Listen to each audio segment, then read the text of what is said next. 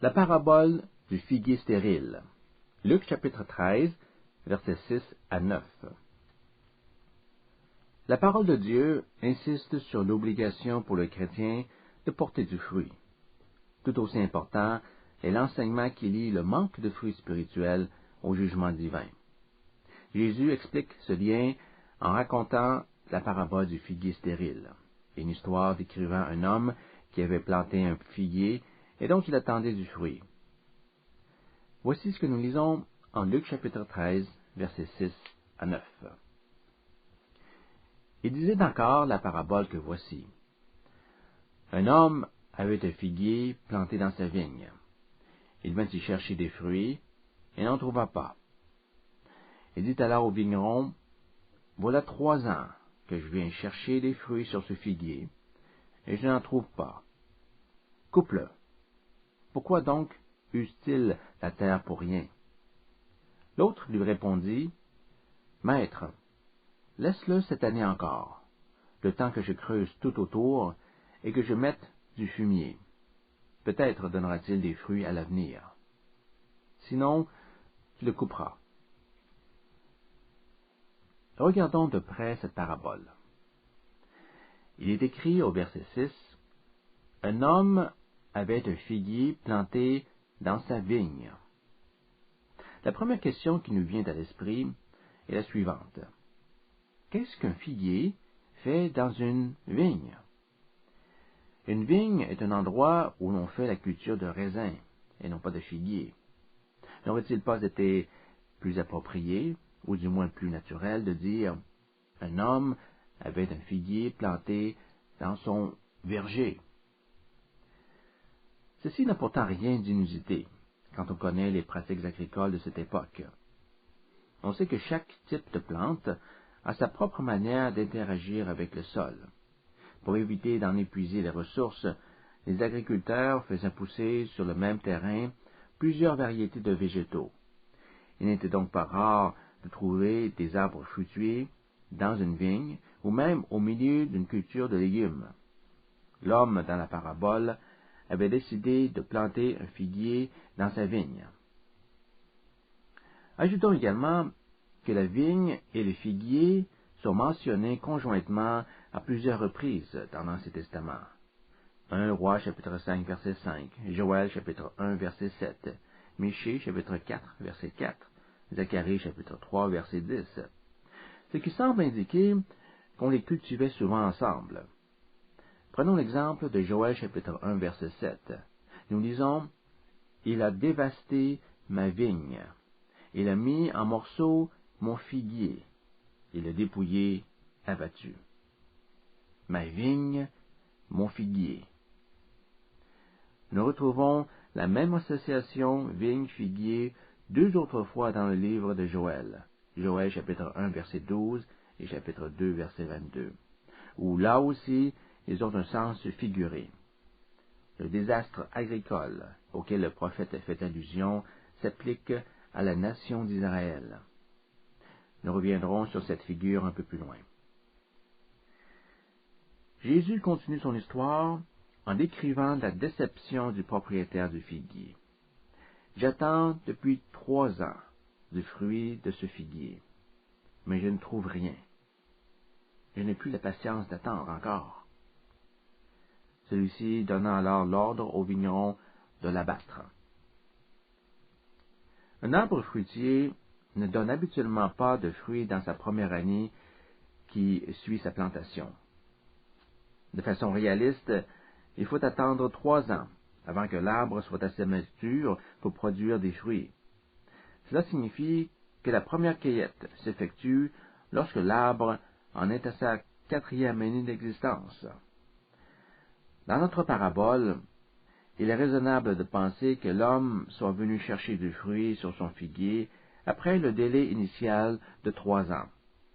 Année après année, pendant 3 années consécutives, il espérait que l'arbre porterait du fruit. Et pendant 3 ans, il a attendu en vain. On peut présumer qu'à ce stade-ci, le figuier avait atteint l'âge de 6 ans. Coupe-le. ordonna le propriétaire de la vigne au vigneron. Mais ce dernier voulait accorder à l'arbre un peu plus de temps. Il répondit à son maître en réclamant un sursis d'1 an. « Seigneur, laisse-le encore cette année. » Verset 8. 1 année supplémentaire, plus les 6 années précédentes, font 7. L'arbre aura 7 ans au terme de cette période de grâce. Dans la perspective biblique, le chiffre 7 a un caractère sacré. Il exprime la perfection, la plénitude. Et je me demande s'il n'aurait pas ici une valeur symbolique. Ainsi, il pourrait indiquer la parfaite patience de Dieu. Il a attendu pendant 7 années entières. En d'autres termes, il a fait preuve d'une patience infinie. Dieu a attendu encore et encore. Il est à noter que l'ouvrier n'a pas eu à insister trop longtemps pour convaincre le propriétaire de changer d'idée. À la requête d'accorder un sursis, ce dernier n'a pas dit « Non, c'est fini, j'en ai assez ». Il a plutôt répondu de façon positive en disant « D'accord, l'arbre donnera peut-être des figues l'année prochaine. C'est encore stérile, tu le couperas. » Le propriétaire était disposé à lui donner une autre année de grâce, mais pas plus. Au-delà de ce point, il serait irresponsable de garder le figuier dans la vigne. Pourquoi? Parce qu'il épuise le sol sans rien produire. Verset 7. Coupe-le.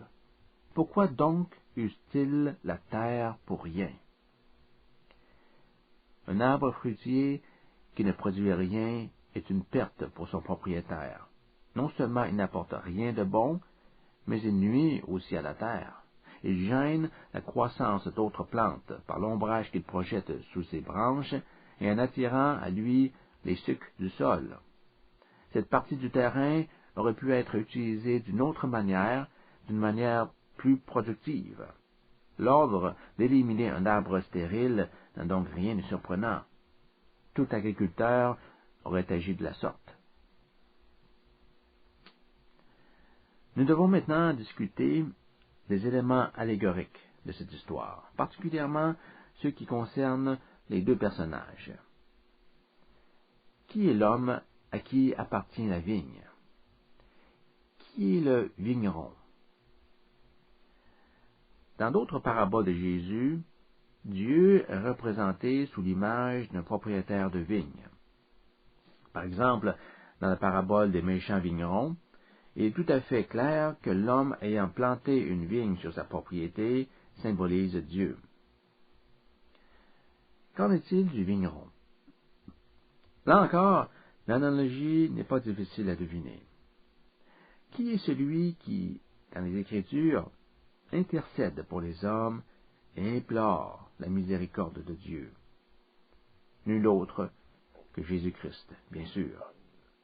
Il est le grand prêtre de la nouvelle alliance qui plaide la miséricorde divine pour tous les peuples. Et le Père céleste se montre plus que désireux à la dispenser, jusqu'à un certain point. Le rôle de Jésus comme intercesseur est mis en évidence en Luc chapitre 22, verset 31, où le Seigneur dit à Pierre, « Simon, Simon, Satan a demandé à vous avoir, mais j'ai prié pour toi. J'ai intercédé en ta faveur. » Jésus a prié spécialement pour Simon-Pierre, afin que sa foi ne chancelle pas et qu'il soit gardé par la puissance de Dieu. Combien il est rassurant de savoir que nous avons près du trône de la grâce un Sauveur compatissant qui intercède pour nous. L'image du vigneron décrit Jésus non seulement comme un intercesseur, mais aussi comme un serviteur. Lorsqu'on étudie le mot vigneron dans l'Ancien Testament, on observe qu'il est souvent associé aux gens pauvres. En Ésaïe chapitre 61 verset 5, Jérémie chapitre 52 verset 16 et 2 Rois chapitre 25 verset 12, il est mentionné en même temps que le laboureur. Et nous apprenons de ces passages que vignerons et laboureurs sont issus de la classe inférieure de la société. Mais des pauvres du pays, le chef des gardes en laissa pour être vignerons et laboureurs. 2 Rois chapitre 25 verset 12. Après la destruction de Jérusalem, le peuple hébreu fut déporté en captivité à Babylone. Les pauvres n'ont pas eu à quitter la région. On leur demanda de labourer la terre et de s'occuper des vignobles. Par conséquent, un vigneron est habituellement identifié à un serviteur. Et c'est précisément ce qu'est devenu Jésus en venant sur terre. Il a pris la forme d'un serviteur. Il s'est dépouillé, prenant la condition de serviteur, lit-on en Philippiens chapitre 2 verset 7. Jésus est non seulement un intercesseur, il est aussi un serviteur.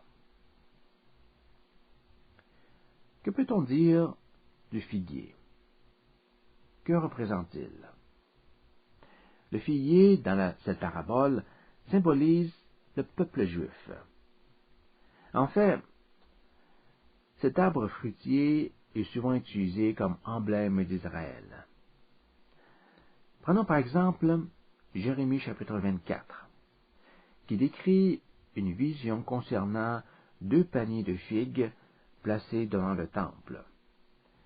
Cette image fait ressortir le contraste entre les justes et les injustes parmi la population. Les exilés sont les bonnes figues. Ceux qui sont restés au pays de Juda ou qui se sont réfugiés en Égypte sont comme de mauvaises figues qu'on ne peut manger. Cela signifie que la nation dans son ensemble est comme un figuier dont sont issues les figues, c'est-à-dire les Israélites, qu'ils soient bons ou mauvais. Par ailleurs, Dieu exprime parfois sa colère contre l'obstination de son peuple à vivre dans le péché en utilisant la métaphore d'un figuier ayant été dépouillé de ses fruits. Nous avons un exemple de cela en Jérémie chapitre 8, verset 13. « Je veux en finir avec eux, dit l'Éternel. Il n'y aura plus de raisin à la vigne, plus de figues au figuier, et les fleurs, les feuilles se flétriront. Ce que je leur avais donné leur échappera. » Ici encore, la nation d'Israël est comparée à un figuier. Cet arbre fruitier conserve la même valeur symbolique que dans le Nouveau Testament, où la stérilité spirituelle d'Israël est décrite par l'image d'un figuier stérile. C'est ce que nous observons dans la parabole du figuier maudit. Cherchant du fruit d'un figuier qu'il regardait, mais ne trouvant que des feuilles, Jésus dit à l'arbre, « Plus jamais tu ne porteras de fruits. » Et aussitôt, la plante devint tout sec. Il y avait un avertissement pour les Juifs dans cette action. En maudissant le figuier, Jésus prononçait un jugement sur un peuple dont la profession de foi ne portait pas de fruits pour Dieu. Comme dans les passages cités plus tôt, les figuiers représentent le peuple juif. Il y a un autre point d'importance à remarquer dans la parabole du figuier stérile. L'ouvrier ne fait pas que demander une année de sursis. Dieu ne fait pas qu'accorder une seconde chance. Il intervient directement dans la croissance de l'arbre. Pendant cette année supplémentaire, le vigneron s'engage à donner au figuier des soins très spéciaux. Il fera tout son possible pour bêcher la terre et y ajouter de l'engrais. Dit autrement, Dieu accorde à Israël des privilèges exceptionnels. Il lui donne une part supplémentaire de sa grâce. toute cette attention et tout cet amour se sont manifestés dans la personne du Messie. Jusqu'à présent, Dieu avait envoyé des prophètes pour parler à la nation. Cela n'a pas suffi. Il envoie maintenant son propre Fils pour réveiller au sein de son peuple les consciences qui pouvaient l'être encore. Il faut se poser une autre question à propos de ce figuier. Pourquoi Jésus a-t-il choisi comme symbole d'Israël dans cette parabole? Car voyez-vous, la Bible emploie à d'autres endroits l'image de la vigne et de l'olivier pour représenter la nation d'Israël. Jésus aurait très bien pu faire la même chose ici, mais il a préféré parler d'un figuier. Pourquoi? Il faut savoir que le figuier est un arbre fruitier extrêmement fertile. Les Juifs l'estimaient comme une des plus riches productions de leur culture. Un figuier en bonne santé portera des fruits pendant presque toute l'année et peut donner jusqu'à 3 récoltes. Que ce soit au printemps, en été, à l'automne ou même en hiver, on peut s'attendre à trouver des figues sur l'arbre. Dans cette parabole, le choix du figuier comme symbole d'Israël ne relève pas du hasard. Jésus voulait montrer, par un contraste, que les espérances de Dieu avaient été trompées. Ce qui était censé porter beaucoup de fruits n'a rien produit du tout. Israël n'a pas porté les fruits de la justice. Notez que le figuier avait été planté dans le terrain le plus favorable à sa fertilité, c'est-à-dire une vigne. Telle était la condition d'Israël, que Dieu avait favorisée de toutes les manières. Le maître s'attendait donc à obtenir d'abondantes récoltes. Mais il ne trouva rien. La nation juive aurait dû être une lumière, une source de bénédiction pour les peuples du monde. En effet, elle est devenue une nation spirituellement morte, qui n'avait aucun fruit spirituel à offrir. Elle est devenue comme un figuier stérile. Face à cet échec, le jugement de Dieu était sur le point de tomber. Une année encore. La situation de la nation est comparable à celle Jean le Baptiste fit allusion quand il déclara que la hache était sur le point de frapper l'arbre. Déjà même, la cognée se trouve à la racine des arbres. Tout arbre, donc, qui ne produit pas de bons fruits, va être coupé et jeté au feu. Luc chapitre 3, verset 9. La hache est mise à la racine de tout arbre qui ne produit pas de fruits. Par cette image, Jean le Baptiste annonce le début imminent du jugement divin.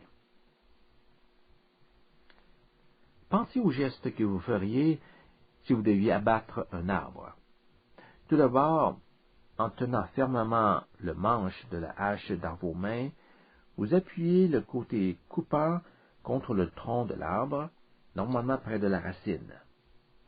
Puis vous élevez l'outil et avec force, vous le ramenez au même point pour faire une entaille. Vous répétez le même geste plusieurs fois jusqu'à ce que l'arbre tombe, quelques instants plus tard. Le message est clair. Israël est cet arbre que l'on s'apprête à couper. Il lui reste peu de temps pour se tourner vers Dieu et produire les fruits de la repentance. Le figuier aurait dû produire des fruits. C'est pour cette raison qu'on l'a planté dans la vigne, mais il est demeuré stérile. Il a eu pourtant beaucoup de temps pour en donner. Le maître a été très patient. Si au terme de 6 années de croissance, il n'a toujours rien produit, les probabilités de trouver des fruits l'année suivante sont quasi nulles. En fait, on peut raisonnablement conclure qu'il n'en produira jamais. Nous touchons ici à l'aspect surnaturel de la parabole. Car voyez-vous, à moins d'un miracle, aucun figue ne poussera dans les branches de cet arbre. Il faudrait ni plus ni moins un renversement des lois de la nature pour changer sa condition. Il faudrait qu'il se produise une régénération. Et le vigneron espérait toujours qu'une telle transformation puisse avoir lieu. Cette parabole laisse entrevoir la possibilité, aussi faible soit-elle, que l'invraisemblable puisse se transformer en réalité. Dans le contexte biblique, on parle d'une transformation complète de l'homme moral en dépit de tous ses péchés. Un tel miracle de régénération, Dieu peut le réaliser lorsqu'il trouve chez une personne un cœur contrit. Il est très important de comprendre ici que la notion de repentance est directement liée à l'image de porter des fruits. Nous le constatons en lisant les exhortations qui précèdent la parabole. En effet, les versets 6 à 9 de Luc chapitre 13 se rapportent aux versets 1 à 5.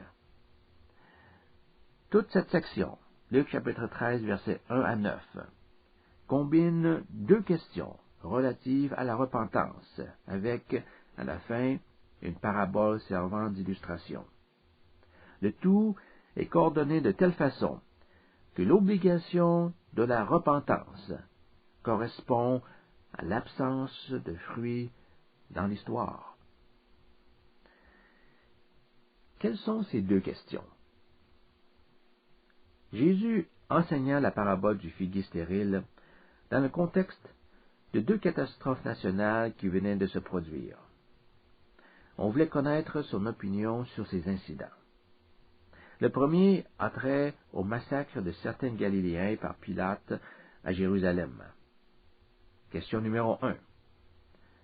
Est-ce que ces gens ont péri parce qu'ils étaient de plus grands pécheurs que d'autres? Jésus répondit par la négative.